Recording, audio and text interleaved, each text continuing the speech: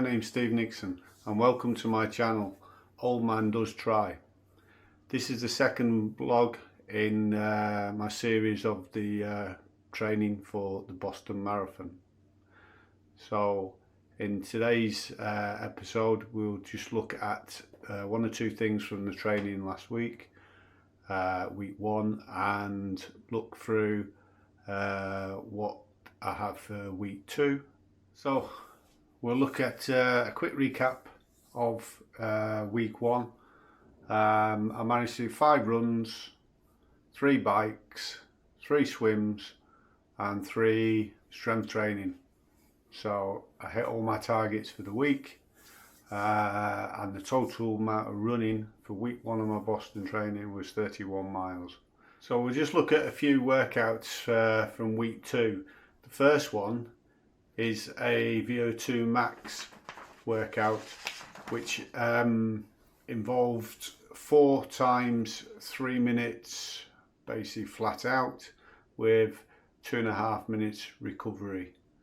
So I did that on a stretch of an old train line which is gravelled over now, so it's nice and safe underfoot. Just on the 2.5 minutes recovery again, and then the final 3 minutes flat out. Oh, it's hard work. Once I've done that I got the recovery again, and then just 12 minutes jog back home.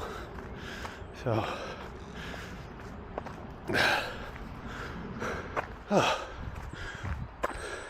fourth and last done.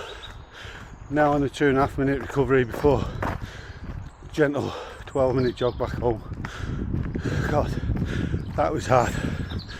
I know my watch was bleeping at me because it was either too high or too low in the power zone, but I just had to switch off from that and just give a whole cut. Just so hard. So it's a good job I haven't got my glasses on, because then I didn't get to see what the watch was showing me.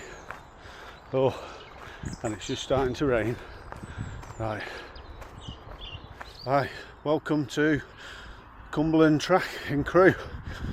It's the first time I've been on a track probably since school. So I've got a hard session tonight, so I thought it'd be nice to try it on the track, and I bought some cheap spikes. So I've never worn spikes in my life before, so we'll see how that goes. And I had to do obviously warm up down, a couple of 1 minute hard efforts, and then I had to do 2 times 12.5 minutes flat out with 3 minutes recovery in between them. And on the graphics on the screen you can see that I've actually hit them, so that was good. But as well as not been on the track for 42 years, I've never worn spikes, and I managed to buy a pair of cheap medium distance Adidas spikes before Christmas.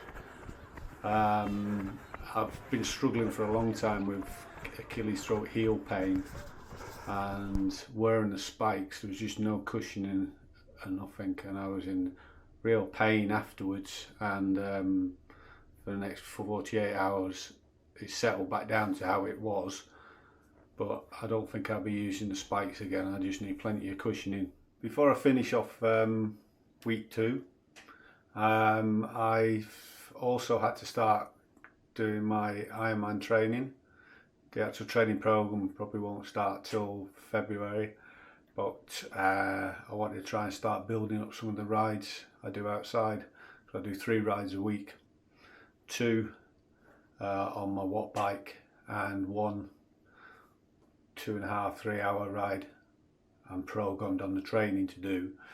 So I thought I'd get the bike out and head off towards Macclesfield I'm in Cheshire, and Macclesfield's on the east side of Cheshire, and it's 18 miles over there, and then a 7-mile climb up to Cat and Fiddle, up to a height of 1,800 feet onto the edge of the Peak District It was cold, it was wet, it was hilly, but it was enjoyable.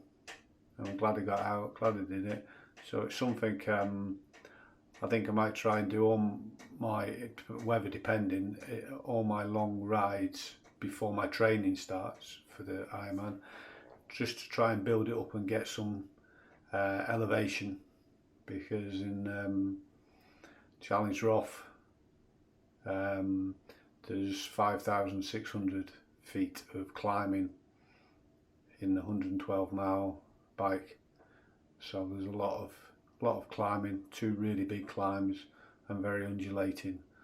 So the more I can lay on the foundations now before I actually start my Ironman training. Well, that's the end of the recap on week 2 of my Boston stroke Ironman training.